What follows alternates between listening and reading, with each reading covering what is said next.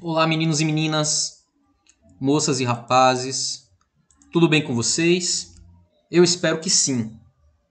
Aqui, como sempre, o professor Eduardo e você está no canal Sistema de Ensino Monte Carlo, um canal feito para você, estudante do ensino público, seja você do ensino fundamental, do ensino médio, do ensino superior, até mesmo você pesquisador ou curioso da matéria. Sejam todos muito bem-vindos. Aqui você encontra conteúdos de humanas e exatas, tá? Sempre com temas e conteúdo objetivo e dinâmico e de fácil entendimento. E desde já conto com o seu like, com a sua inscrição, caso você não seja inscrito, e com o seu compartilhamento, que você compartilhe e divulgue os conteúdos aqui do canal, que isso motiva e incentiva o meu trabalho. Tenho dito que o Sistema de Ensino Monte Carlo não é um canal de entretenimento, mas um canal de pesquisa e estudo. Aqui você pode estar encontrando ajuda para suas pesquisas, para o momento de uma prova, para estudar para uma prova, dúvidas que você pode estar deixando nos comentários e eu possa estar respondendo e assim tirando suas dúvidas. Esse é o intuito do Sistema de Ensino Monte Carlo, auxiliar no seu estudo e aprendizagem. Dito isso, hoje nós trazemos mais um assunto do nosso módulo de História e hoje nós vamos falar sobre a arte renascentista, sobre o período do Renascimento. Nós já falamos sobre o humanismo, o período científico, né? Os avanços científicos, né? Do período humanista. E hoje nós vamos se dedicar um pouquinho mais sobre o Renascimento e entender o que foi esse Renascimento. Tá? O pensamento humanista ele se expressou nos estudos de astronomia por conta de Galileu e Copérnico, na literatura de Shakespeare, na química de Paracelso e etc. Mas foi principalmente nas artes visuais do Renascimento que o humanismo manifestou o potencial sensível de ser humano e sua capacidade de representar o mundo. Então, toda aquela sensibilidade, todo aquele sentimento, né, que estava efervescendo na Europa desse período, ele vai ter sua máxima representação na pintura. E foi na Península Itálica o berço desse movimento e também o local onde ele atingiu esplendor.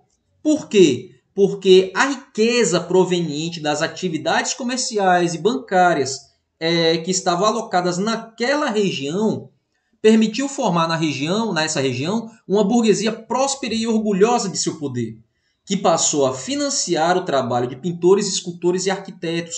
Então, essa burguesia, ela passa a incentivar, ela vai atuar como mecenas, né? Como protetores e patrocinadores desses artistas. E eram ricos burgueses que tinham duplo objetivo com essa função.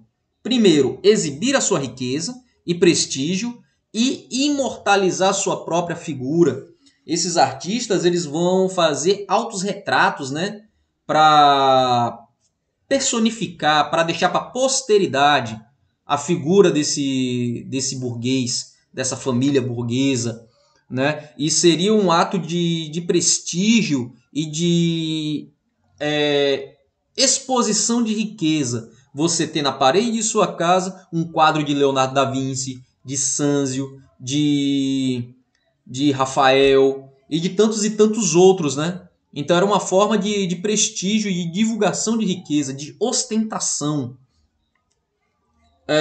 Entre os mecenas que mais se destacaram estava a família Médici em Florença, os Sforza em Milão, os Bentivoglio em Bolonha e até mesmo os papas, né, como Júlio II, atuaram como mecenas. A Igreja Católica ela vai ser uma das maiores incentivadoras. Chega a ser até contraditório. Ao mesmo tempo que a Igreja Católica ela persegue os pensamentos humanistas, né, mas de certa forma ela vai acolher a arte renascentista. A pintura mitológica, um dos maiores exemplos, né, dessa arte, é essa obra aqui ao lado, que tem por título Baco e Ariadne. E essa obra ela pertence ao italiano Tiziano Viscelli. Observe a data, né?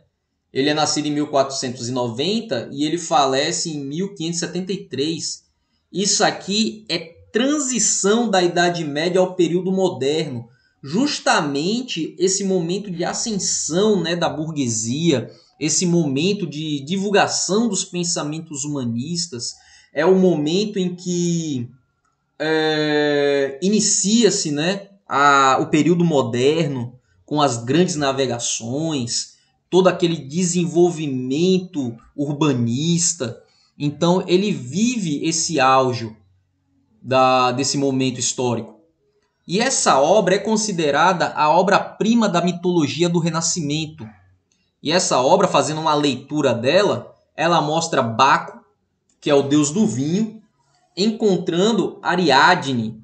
E Ariadne é filha do rei de Creta e sua futura noiva. Então Baco está aqui ao centro e a Ariadne é essa moça aqui à esquerda. E ao lado da pintura, o meu quadrinho aqui da câmera acabou tampando, mas dá para identificar ele aqui. Vemos também a figura mítica de Laocoonte lutando contra uma serpente. A serpente está bem aqui no punho dele, amarrada no punho e no tórax. E a mitologia, né, diz que Laocoonte ele era sacerdote da cidade de Troia e ele tentou convencer os troianos a não aceitar o cavalo de madeira oferecido como presente pelos gregos. E, como castigo, os deuses gregos enviaram serpentes marinhas que mataram Laocoonte e seus filhos. Então, observe que numa mesma obra, Tiziano ele coloca o mito de Baco, Ariadne, que era a filha do rei de Creta, que era uma cidade de Atena, e aqui o mito, né, de Laocoonte, sacerdote de Troia, e ele pega um gancho para descrever a guerra de Troia, né, de forma indireta, pela figura de Laocoonte, sendo atacado pelas serpentes. Então a mitologia diz que ele foi atacado por serpentes por ter tentado avisar os troianos a não receber o cavalo de madeira. Ele está se tratando aqui da guerra de Troia. Então é uma obra emblemática e que trata de vários mitos históricos até, né, de evento histórico que foi a guerra de Troia, entre Troia e os gregos, entre gregos e troianos.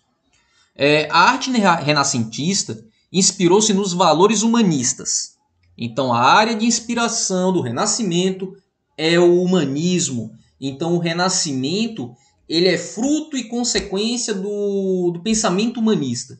E dessa forma, os artistas passaram a destacar em suas obras a natureza, os animais e principalmente os seres humanos. E entre os principais temas estavam a mitologia e os personagens bíblicos, que mostraram essa síntese da religiosidade cristã com a cultura greco-romana.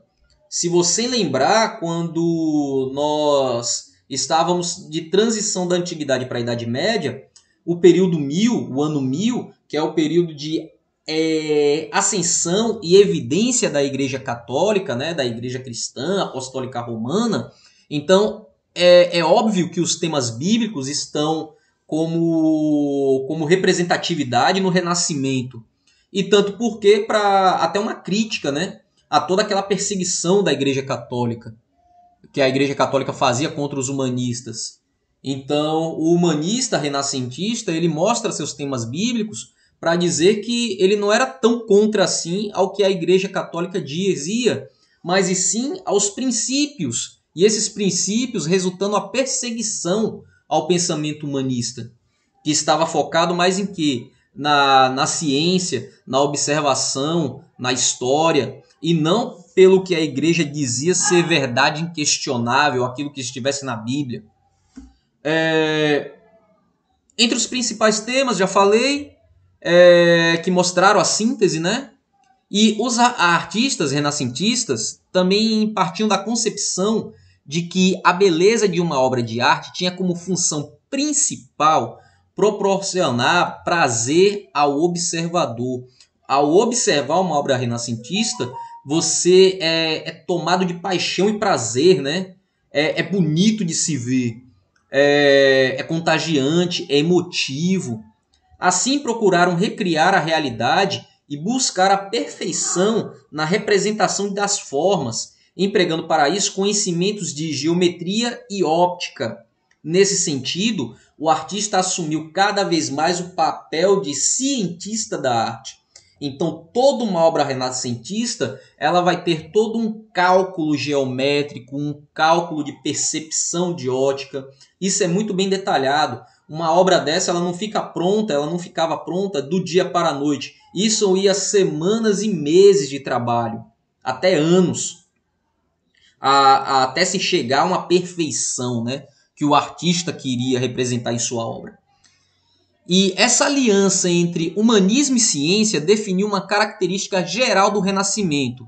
Que característica é essa? O universalismo, que tinha como base a visão de que o ser humano deveria desenvolver todas as áreas do saber, assumindo a atividade de um sábio capaz de se posicionar ativamente em um mundo dinâmico e em transformação.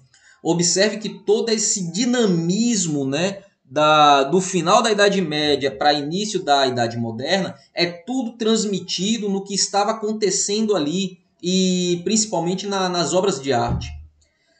Na pintura, os renascentistas desenvolveram diversas técnicas inovadoras para atingir a beleza, o realismo e a perfeição. A composição em pirâmide, que foi utilizada para transmitir harmonia e equilíbrio e para direcionar o olhar do observador, enquanto a perspectiva criava a sensação de profundidade e volume, dando à pintura uma realidade tridimensional. Outra inovação foi a técnica de luz e sombra, que permitiu o uso das cores, dos tons e meios tons para representar cenas, emoções e movimentos. Então observe que uma obra ela vai perder aquela bidimensão, aquela ideia de altura e largura. Agora ela tem profundidade. E eu trago aqui agora alguns exemplos, né, alguns expoentes desses artistas renascentistas, junto com alguns exemplos de suas obras, tá? Começando por Sandro Botticelli, ele considerava, na verdade, a arte como representação espiritual, religiosa e simbólica. Dedicou-se aos nus, aos temas religiosos e mitológicos, além de pintar quadros e retratos encomendados por famílias burguesas, tá? Então Sandro de Botticelli, ele traz toda essa temática religiosa e mitológica. E se você observar, se eu pudesse traçar aqui, na verdade, se eu pudesse traçar aqui um triângulo nessa imagem, você ia entender a percepção de triângulo para poder organizar os elementos da pintura. Isso aí traria, né, harmonia à cena. Observe aqui que você tem um pedestal e aqui em cima um outro, mostrando a altura e o distanciamento entre uma percepção e outra. Olha aqui uma figura nua, todo o detalhe da anatomia aqui do braço, do tórax, do pescoço, a posição das pernas, a harmonia entre perna e braço. Olha aqui os detalhes das colunas aqui, ó. Toda essa colocação geométrica, esse ângulo inclinado mostrando profundidade. Olha os tons de luz e sombra. Observe um ponto mais escuro e um outro mais claro. Toda a movimentação da cena. Então é um quadro cheio de detalhes, cheio de itens, né? E tudo isso numa proporção triangular, que é para trazer harmonia à cena. Você vê que cada personagem ele têm um ponto de ligação, eles não estão posicionados de forma aleatória, até mesmo os elementos aqui de alegoria, ou que seria de monumento, né? Todos eles têm um posicionamento objetivo e proporcional à cena. Esse outro quadro aqui, né, o Nascimento de Vênus, observe, né, que enquanto Vênus ela está aqui postada aqui no centro do quadro e tem aqui dois mitos aqui soprando. Olha a posição do véu aqui desse outro elemento aqui que acompanha o vento dessa figura. Então, trazendo todo o movimento, toda a leveza da cena, os tons, né? Luz e sombra, o jogo de sombra, né? O jogo de luz, a tonalidade aqui do céu. Então, são vários elementos que é trazido para a arte renascentista. Um segundo exemplo, né? Leonardo da Vinci. Esse aqui talvez o mais famoso e considerado o melhor exemplo do homem universal, porque ele foi pintor, escultor, matemático, arquiteto, engenheiro, inventor. Por exemplo, por meio de dissecação de cadáveres, ele realizou diversos desenhos anatômicos, ele contribuiu para o estudo da gravidez e dos embriões, ele vai ser um dos pioneiros, né, a esse estudo de anatomia, que depois vai ser empregado na medicina moderna. Entre suas invenções, que quase nunca saíram do papel por não haver na época tecnologia para isso, mas foram base para o que viria a ser, né? Entre esses inventos estão o salva-vidas, o paraquedas, a bicicleta, o protótipo de helicóptero. Então são coisas que só chegaram à existência muitos séculos depois de Leonardo da Vinci, mas na época deles eram coisas que ele já visionava e deixou isso inscrito, né? As suas maquetes, os seus planos, para que a posteridade pudesse trazer esses inventos à vida já com o desenvolvimento da tecnologia. E aqui 3 exemplos, né, da arte de Leonardo da Vinci. Talvez o mais famoso, o quadro de Mona Lisa. Esse quadro ele é fantástico pelo olhar e sorriso enigmático da Terra, quase não sai, da tela. Você, diante desse quadro, independente da posição que você se coloque diante do quadro, essa figura sempre vai estar com o olhar direcionado a você. Não importa se você estiver na direita, na esquerda, de ângulo, de ponta cabeça, a proporção do rosto calculado, né, por Leonardo da Vinci sempre vai lhe dar uma perspectiva de que, independente da posição que você esteja como observador, Mona Lisa vai estar olhando para você. Essa moça aqui segurando um Merlin. O Merlin é um animal muito hostil e agressivo, mesmo em jaula, ele se debate até a morte.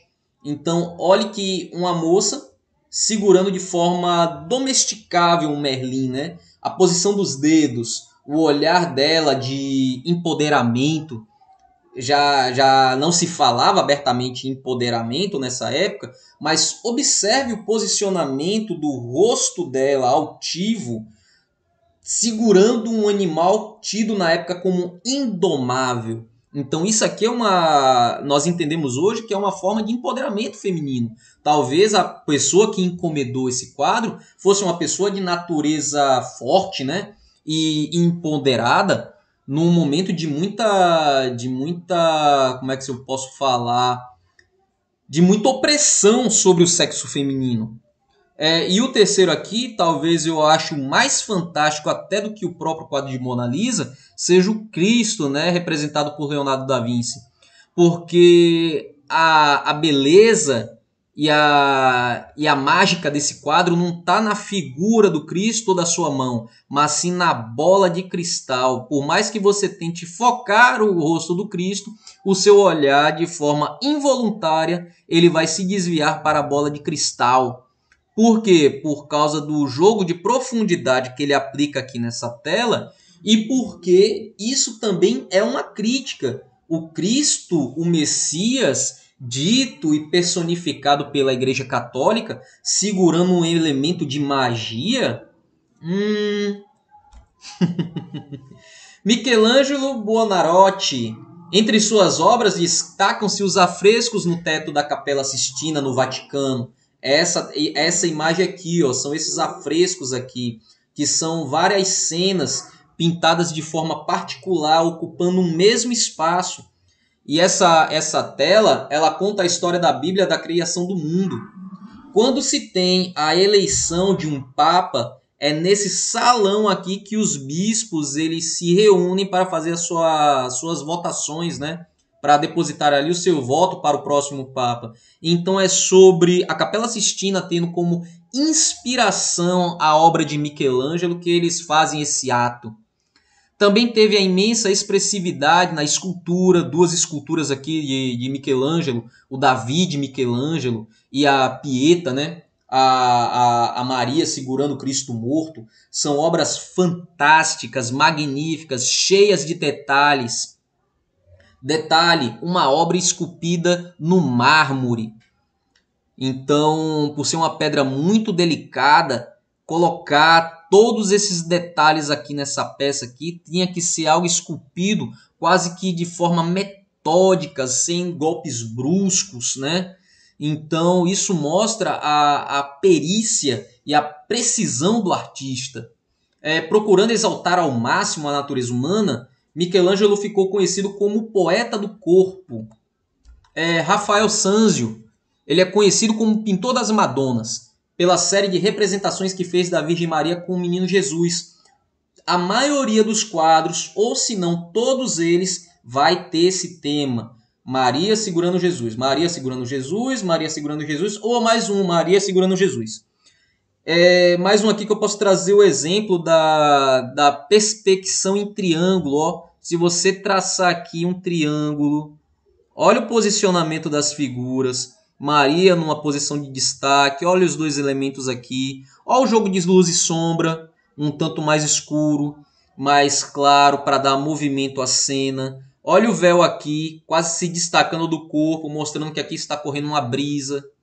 Aqui uma outra perspectiva triangular, olha só. Aqui mais um. Olha a visão de profundidade, mostrando aqui a paisagem clara e Maria aqui de um ponto mais escuro, mostrando que aqui está sombra e que ela possa estar numa varanda coberta, né? Olha a paisagem aqui no fundo, de um dia ensolarado. E mais exemplos eu poderia citar aqui, né? Desses artistas renascentistas que chegavam muito próximos da perfeição.